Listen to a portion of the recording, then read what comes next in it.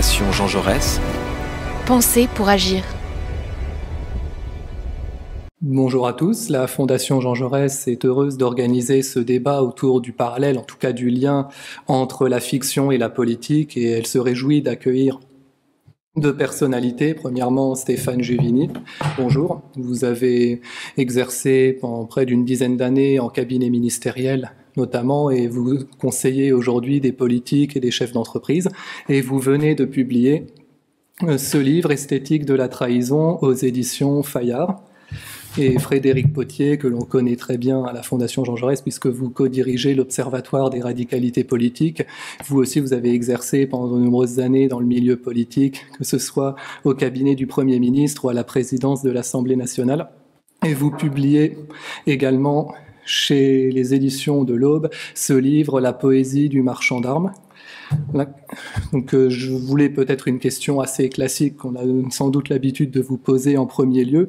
Pourquoi, après avoir exercé un certain nombre d'années dans le milieu politique, avoir fait ce choix de peut-être prendre du recul pour écrire un livre de fiction? Est-ce que c'est une façon de prendre du recul pour mieux comprendre ce que vous avez pu vivre dans vos fonctions? Qui veut prendre la main? Alors je commence. Merci à la Fondation Jean Jaurès pour cette invitation.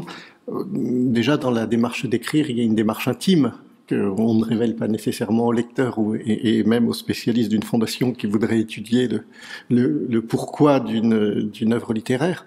Mais il y a toujours une dimension de témoignage de ce qu'on a vécu.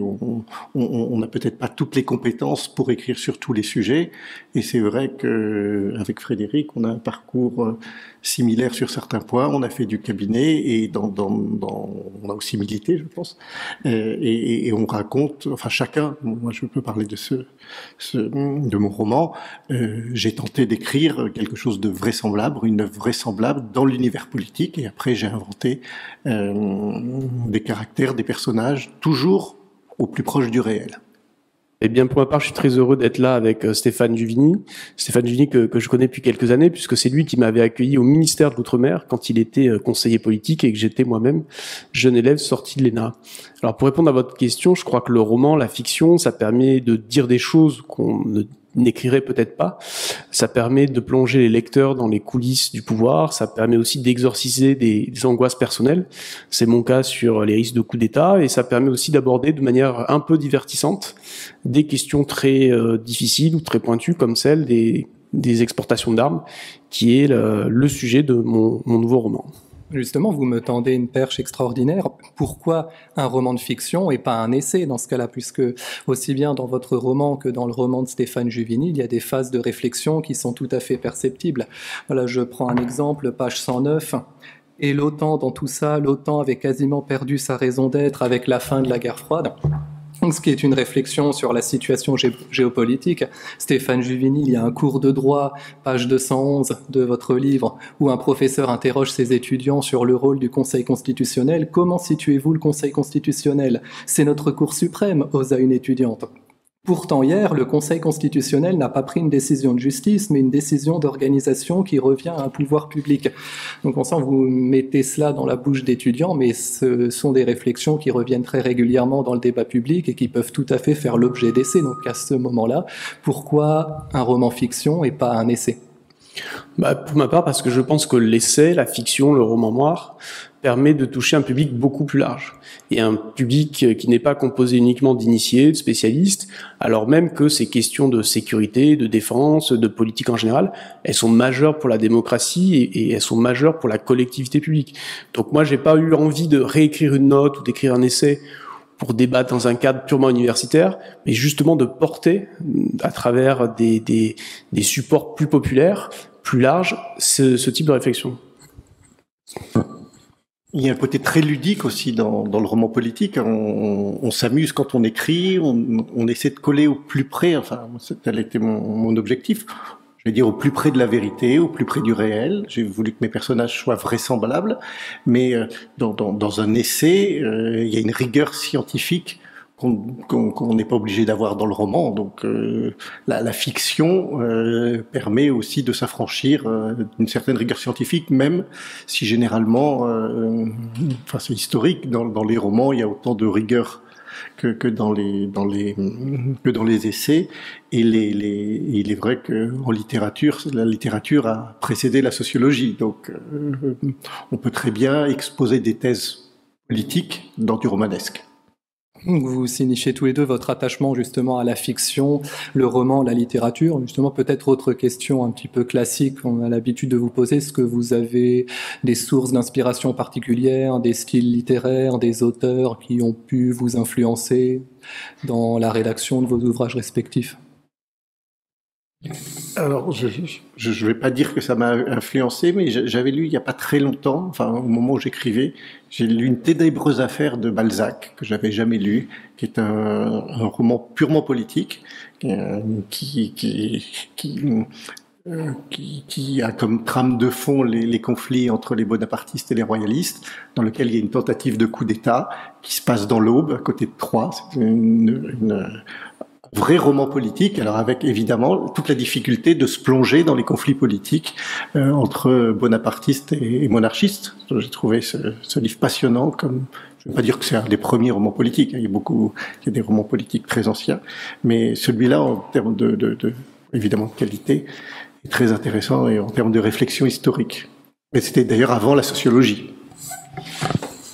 Alors je crois que quand on essaye de coller quand même à la réalité, même si on fait de la fiction, on a deux types de sources. C'est-à-dire qu'on a les sources dites sérieuses sur une matière donnée. Donc moi, pour ce roman-là, j'ai consulté un général, ancien directeur de l'école de guerre, une chercheuse spécialiste des questions de désarmement et des budgets militaires. Donc ça, c'est une partie de mes sources. Et pour l'autre partie des sources, c'est plutôt des sources d'influence littéraire, plutôt sur le style d'écriture, la technique du thriller. Et sur cette partie-là, moi, j'ai beaucoup lu, par exemple, les ouvrages de Marc Duguin, que je trouve à la fois très sérieux, très crédibles, et en même temps qui sont très vivants et qui sont des véritables page-turners, comme on dit maintenant en mauvais français.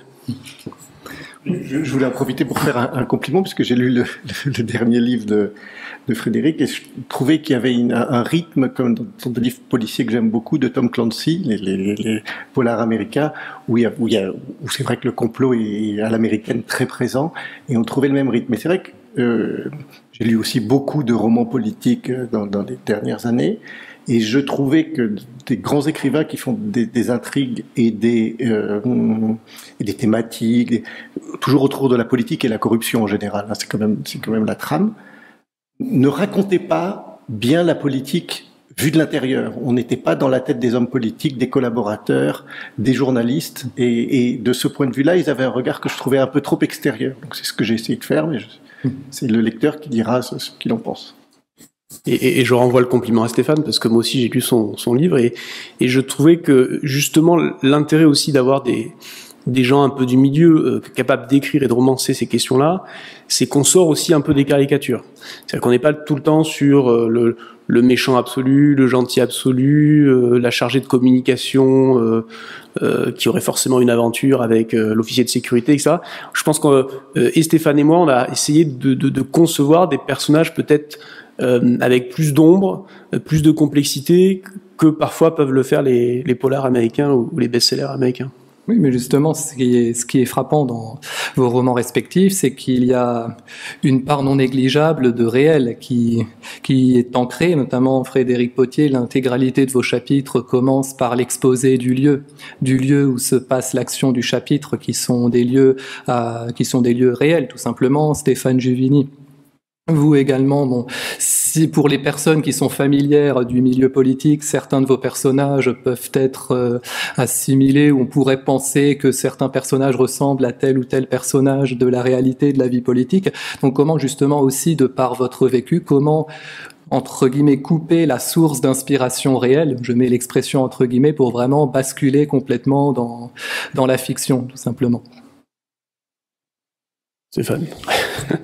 Alors déjà, c'est pas obligatoire, mais si on s'inspire de personnages réels, moi j'ai eu l'impression que c'était plutôt complètement inconscient. C'est-à-dire, j'ai décrit des préfets, j'ai décrit des femmes et des hommes politiques, et c'est à la relecture que je me suis dit, celui-là ressemble trop à tel personnage, à tel candidat, telle candidate, et que j'ai un peu maquillé, et que j'ai un peu changé les traits de caractère, les traits physiques. Je me suis dit, là, je peux pas décrire telle personne, ça serait pas sympathique. Mais heureusement, qu'on s'inspire du réel, parce que sinon, enfin moi je pense que c'est le rôle de la fiction aussi, c'est déjà il y a la part imaginaire, mais de décrire le monde dans lequel on vit. Et c'est vrai que si j'avais pris le temps d'écrire un traité sur la vie des cabinets ministériels pendant une élection présidentielle, il aurait fallu avoir tellement de témoignages, tellement, je suis pas sûr que je pourrais toucher un lectorat et que je me sois autant amusé d'ailleurs. C'est pas on dit toujours qu'on vit avec nos personnages. C'est vrai que j'ai vécu avec des candidats de droite et de gauche pendant 1 an. J'ai vécu avec des gens qui ne partageaient pas du tout mes idées, presque au quotidien. Donc c'est l'intérêt de la fiction et voilà. Oui, je crois que écrire un roman où on aurait des personnages à clé qui colleraient vraiment à la réalité, je pense qu'on perdrait en fantaisie, on perdrait en force, on perdrait en capacité à dire des choses. À l'inverse, moi j'aime bien plutôt m'inspirer de plusieurs personnages en même temps. Donc quand je décris un préfet, quand je décris une présidente de la République ou une chef des services secrets, j'emprunte des traits physiques à une personne donnée, des traits de caractère à une autre, un parcours universitaire à tel autre. Et c'est ce qui fait aussi le sel de ces personnages, c'est ce qui les rend plus complexes, plus riches. Et par ailleurs, si on écrivait en singeant des personnes tout à fait réelles et en collant à leur réalité, je crois qu'on aurait des problèmes judiciaires, quoi, parce qu'il faudrait qu'on demande leur avis, on serait dans une phase de négociation, il faudrait qu'on aille négocier chaque paragraphe, chaque dialogue, et là on perdrait complètement l'intérêt d'écrire et surtout le plaisir d'écrire. Justement, mais peut-être aussi question simple, parce qu'on comprend aussi à travers vos propos que c'est aussi au lecteur, cela dit, en fonction de sa lecture de l'ouvrage, d'apprécier telle ou telle situation. Mais selon vous, est-ce que même le lecteur qui n'est pas familier particulièrement du monde politique, est-ce que par rapport au lecteur qui en est familier, est-ce qu'il peut y avoir une différence d'appréciation? Est-ce qu'au moment de la rédaction, c'est une question qui vous est revenue ou... Moi, je fais beaucoup le pari de l'intelligence du lecteur et en fait, le tropisme qu'on peut avoir quand on vient de ce milieu des coulisses du pouvoir, c'est la volonté de trop décrire, d'être trop descriptif, de faire des pages entières sur le circuit de décision, le circuit administratif, alors qu'en fait, je pense que les mécanismes, il faut qu'ils soient compris dans leur ensemble, mais on n'a pas forcément besoin de rentrer dans tel détail, de tel parapheur, que l'huissier l'amène à telle heure, etc. Donc ça, je pense que c'est pas forcément nécessaire. Après, il y a évidemment quelques amis qui peuvent se rendre compte qu'on a fait un petit clin d'œil à une situation, à un personnage, à un moment vécu, mais je pense que ça reste l'exception. Moi, je sais que le service juridique de Fayard a relu en intégralité mon roman, mais pourtant, par exemple, il y a une fondation qui n'est pas du tout votre fondation, mais qui est au sein d'un scandale politique. Mais bon, c'est des faits que j'ai imaginés. Après, on essaie vraiment de rester, voilà, dans des personnages qu'on décrit. C'est vrai que j'ai travaillé au ministère de l'Intérieur. Un des personnages est directeur de cabinet du ministre de l'Intérieur et après part au Conseil d'État. Et c'est vrai que les 2 directeurs de cabinet sous l'autorité desquels j'ai travaillé étaient préfets et sont devenus conseillers d'État. Mais ça m'est venu naturellement au moment de l'écriture. Et en écrivant le roman, je ne voyais pas un de mes anciens directeurs de cabinet.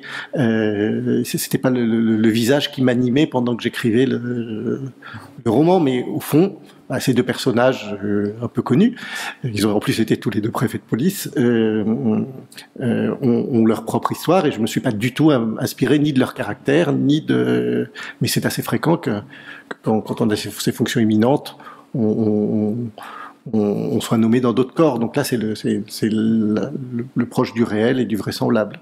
Est-ce que là, je vous pose une question plus personnelle, est-ce que vous assumez peut-être de laisser le lecteur imaginer ce qui peut advenir de la situation politique? Je laisse cette citation qui est la dernière phrase de votre livre. Voici l'histoire de la nouvelle droite française telle que personne ne vous l'avait racontée auparavant. Sollicité plusieurs fois par nos équipes, Dominique Villeray de Saint-Jacques n'a pas souhaité nous répondre.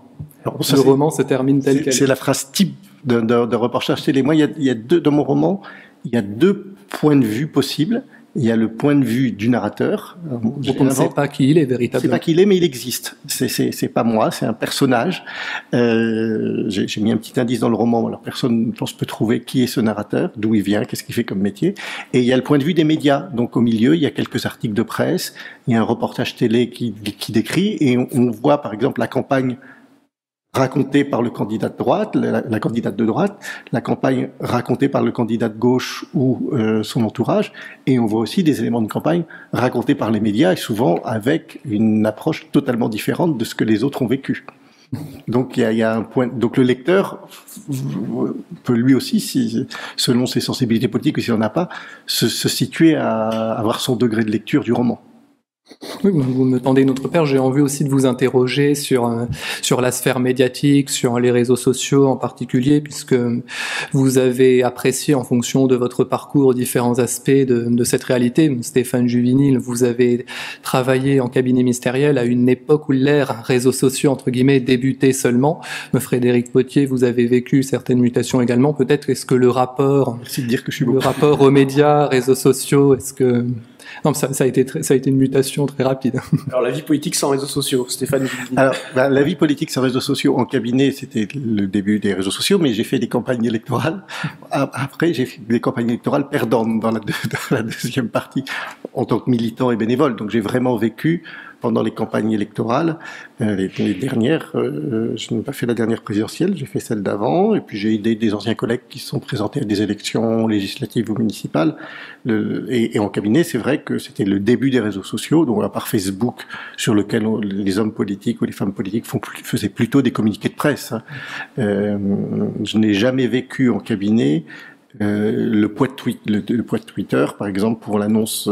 Mais de toute façon, la façon dont les politiques, même aujourd'hui, interagissent sur Twitter, il y en a très peu qui l'utilisent comme un média social, ils l'utilisent comme une machine à faire des communiqués de presse. Donc leur approche des réseaux sociaux n'est pas celle qu'ont les utilisateurs classiques. Et après, le vrai sujet, c'est l'émergence des médias continus. Et là, c'est vrai qu'en cabinet, faut vraiment le dire, c'est un peu un enfer quotidien, parce que vous avez 17 rédactions qui vous appellent toute la journée pour vérifier la même information. Il y a toujours une ou deux attachés de presse qui travaillent en cabinet. Les équipes du week-end dans les journaux sont pas les mêmes. En cabinet, c'est les mêmes équipes. Enfin, je crois que les membres de cabinet, avec au début des médias en ligne n'avaient plus de vie. Je crois que maintenant, ils ont pris le pli de ne plus répondre. Parce que sinon, il faudrait à peu près 17 collaborateurs juste pour gérer les médias.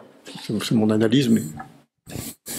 Oui, moi j'avais eu ce débat-là avec un ancien préfet qui avait travaillé chez Lionel Jospin en 98, donc on était au tout début de l'ère de la télé continue, il n'y avait pas encore les réseaux sociaux, et ce qu'il me disait, mais nous au fond c'était assez clair, il fallait qu'on gère la presse du matin, il fallait qu'on gère la sortie du Monde vers 13h, on avait le journal de TF1 à 20h, puis il y avait celui de 13h, puis une fois qu'on avait géré ça, on avait à peu près géré la journée médiatique. C'est vrai qu'aujourd'hui on est passé dans l'ère de l'information continue, avec des difficultés évidemment de communication externe, mais aussi des difficultés énormes de coordination interne. Parce que toutes les boucles WhatsApp se sont surajoutées aux circulations d'informations par SMS, au coup de fil, au parapheur qui existe toujours, où on signe des choses, etc. Et donc on se retrouve avec un processus décisionnel qui est complètement obèse, avec des informations tout le temps, avec des fausses ou des mauvaises informations qui peuvent revenir un peu plus tard. Et je crois que le travail, pour cela, est devenu extrêmement compliqué et extrêmement dur pour les directeurs de cabinet et tous ceux qui gèrent les affaires publiques en France à très haut niveau. Justement, là, vous entendre, on peut aller très rapidement vers quelque chose qui nous échappe, ce qui me permet un peu de vous poser la question. On dit souvent, la réalité dépasse la fiction. Ici, j'interroge les auteurs. Est-ce que malheureusement, elles pourraient parfois s'en inspirer ? Est-ce que vos créations pourraient vous échapper? Dans le sens, Stéphane Juvigny, on parle là, on est dans une élection présidentielle. Bon, je ne vais pas revenir dans l'histoire précisément. On parle d'un conseil constitutionnel qui manigance possiblement pour l'annulation. Frédéric Potier. Là, la thématique des groupuscules d'extrême droite qui tentent de bousculer l'appareil d'État revient très régulièrement. Est-ce que en tant qu'auteur, vous craignez que ce que vous imaginez dans un aspect purement fictionnel, malheureusement, pourrait nous échapper et ne pas être très très loin de la réalité? Alors, je ne sais pas si nous-mêmes on inspire des groupuscules ou des stratégies politiques, mais c'est vrai que moi j'ai l'impression d'être régulièrement rattrapé par la réalité. 2 exemples pour cela. Sur mon premier roman, je parlais des coups d'État. Quelques mois après la sortie, il y a eu cet envahissement des institutions présidentielles brésiliennes qui a été un truc assez dingue quand même, à vivre et à voir. Et par ailleurs, cet ouvrage que je sors sur la question des marches en armes, j'ai lu il y a 3-4 jours qu'il y avait eu des sabotages à l'arsenal de Lorient contre la marine nationale française. Donc là aussi, moi, j'ai rien inspiré, mais il se trouve que ça correspond à une bonne partie de mon histoire. Donc c'est à la fois surprenant, valorisant, mais un petit peu effrayant. C'est pas parce qu'il y a des complotistes que les complots n'existent pas. Il faut toujours avoir ça en tête. Après, j'ai toujours trouvé, enfin on l'a vu dans l'histoire politique récente, que en politique la réalité dépasse vraiment la fiction. Et c'est vrai que même s'il y a des indices dans nos livres d'événements qui pourraient se passer, je crois qu'on n'est jamais déçu par l'histoire ou par la vie politique, comme un grand pays comme la France, où il se passe toujours des choses qu'on n'imaginait pas se passer. C'est vrai que l'épisode Gilets jaunes, ça fait 15 ans qu'on entend qu'il y a des épisodes pré-révolutionnaires en France, et puis quand les Gilets jaunes arrivent, ils correspondent à ce que tout le monde disait depuis 15 ans, hein, qu'un jour on aurait une révolte. Alors il y a du wishful thinking, comme on dit chez les anglo-saxons peut-être, ou des prévisions autoréalisatrices, je sais pas si c'est ça, wishful thinking, j'ai peut-être dit une bêtise. Après, tout le monde a l'air surpris de quelque chose que tout le monde décrivait pendant des années, donc une forme de myopie. Mais c'est vrai que moi je décris un peu le rôle que peuvent jouer, ce qui peuvent être des cours suprêmes. Je m'interroge beaucoup, enfin je me suis interrogé en tant qu'enseignant sur la question de la légitimité aujourd'hui. Dans votre fondation, vous travaillez beaucoup sur ces questions, les questions de démocratie représentative, et c'est une des trames du roman, savoir qui est légitime, comment on nomme les juges suprêmes, par exemple, où il y a eu des réflexions là-dessus. Je pense que ça fait partie du débat démocratique. C'est intéressant que ce soit dans la fondation, mais je dis amusant, en tout cas ça peut être divertissant. J'ai essayé d'être divertissant dans un roman. Il nous faut conclure dans très peu de temps. J'avais envie de vous interroger peut-être sur... on pointe assez souvent dans le débat actuel le manque d'imaginaire dans l'univers politique. Bon, je ne vais pas revenir sur les déclarations habituelles, dans le sens que nos personnalités politiques manqueraient de vision sur le long terme et seraient très calées sur des visions court-termistes et gestionnaires finalement. Est-ce que vous penseriez que finalement l'une des solutions serait peut-être que nos personnalités politiques se mettent à écrire de la fiction également pour peut-être remédier à ce problème qui est régulièrement pointé? Alors que les politiques écrivent, pourquoi pas, mais ça donne rarement des bons résultats quand même, hein, si on est un peu objectif. Je trouve qu'il y a quelques plumes évidemment élégantes, pertinentes actuellement. Hélas, les livres politiques sont souvent des mauvais livres. Le livre où on a l'exposition de la vision de la ministre ou de telle personnalité de l'opposition, c'est souvent assez plat, ça manque de souffle, ça manque d'originalité, c'est souvent écrit très vite avec une batterie de petites mains. Donc moi, c'est pas un style qui m'intéresse beaucoup. Il y a eu la mode aussi à un moment des grandes biographies politiques, hein, avec Jack Lang avec François Ier, je crois, et François Bayrou avec Henri IV, etc. On voit que les personnalités essayent de se projeter via ces biographies-là. Là aussi, l'exercice peut être convenu, mais il peut être un peu plus réussi parce que là, il y a de la recherche, il y a du travail, etc. Pour aller au bout de la question, moi, je suis pas sûr que c'est par l'écriture que les hommes politiques ou les femmes politiques retrouveront de l'inspiration et une capacité à faire rêver. Je pencherais plutôt pour l'art en général. Voilà. Pas forcément l'écriture, mais une forme de, je sais pas, de fantaisie, d'inspiration qui manque un peu à une époque où moi j'ai l'impression d'avoir une vie politique un peu sèche, quoi. Voilà, notamment sur sa forme d'expression. Je suis pas sûr de vouloir voir les tableaux des membres de ce gouvernement. Et je serais pas critique sur les livres des membres du gouvernement. Je trouve que c'est un exercice trop dur pour trop les clouer au pilori là-dessus. Enfin, sur les essais politiques, je suis d'accord, évidemment. Là-dessus, il y en a pas des passionnants, mais il y en a eu des passionnants. Et il y a eu aussi des livres et des romans de hauts fonctionnaires absolument passionnants, enfin qui sont des chefs-d'œuvre de la littérature française, hein, de Romain Gary à Saint-Jean-de-Perse. C'est vrai que on a des figures de hauts fonctionnaires et on avait des politiques qui écrivaient très bien aussi. Hein.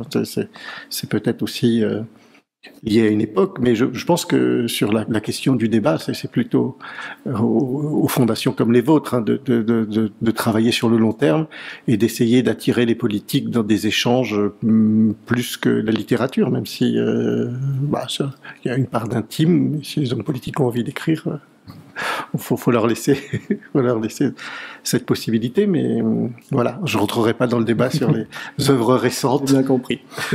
J'avais envie de vous poser une question loufoque pour terminer. Quid de la suite? Est-ce que éventuellement, on n'a pas parlé du lien avec l'audiovisuel? Est-ce que vous imaginez que vos romans puissent être adaptés éventuellement au cinéma, séries? Pourquoi ça serait loufoque? Y a surtout le fait que je crois que le roman tel qu'on l'écrit aujourd'hui, enfin, on a une même structure de roman, c'est des romans chronologiques. Ça correspond aux vieux feuilletons, mais pas feuilletons télévisés, les vieux feuilletons politiques qui étaient publiés dans les nouvelles, et je crois que c'est un style français très, très classique. Donc ce sont des œuvres qui s'adaptent parfaitement. Enfin, je pourrais pas le dire pour mon roman, j'ai pas le recul nécessaire, mais je peux le dire pour celui de Frédéric, il est totalement transposable à la télévision ou au cinéma. Le petit sujet, c'est qu'on met beaucoup de réflexion intérieure, de pensée, d'arrière-pensée, et là, c'est la chose la plus dure à mettre en scène, mais ce sont des romans où les dialogues sont très présents, où il y a une intrigue, où il y a des complots, donc ça correspond au canon des séries ou des télés, si je peux. Oui, alors moi j'adorerais qu'on en fasse une série ou un film, hein, et je pense que le livre de Stéphane, on peut en faire un livre, enfin un film, peut-être pas forcément une série, mais un film, ça j'en suis à peu près persuadé. Et ce sur quoi je travaille, eh bien, il y aura peut-être un 3e tome aux aventures de Nina Meriem. Je suis en train de réfléchir au sujet, et sinon en ce moment je suis en train d'écrire sur Jean Jaurès, puisqu'on est à la Fondation Jean Jaurès, et donc je renoue un peu avec l'envie d'écrire sur l'histoire, et c'est pas un exercice facile parce que en termes de sources de travail, là aussi c'est lourd, c'est du lourd. Merci beaucoup, on va suivre cela attentivement. Merci Stéphane Juvigny. Je rappelle votre livre Esthétique de la trahison, publié récemment aux éditions Fayard. Merci Frédéric Potier, également La poésie du marchand d'armes aux éditions de l'Aube. Merci de nous avoir suivis et à très bientôt à la Fondation Jean Jaurès.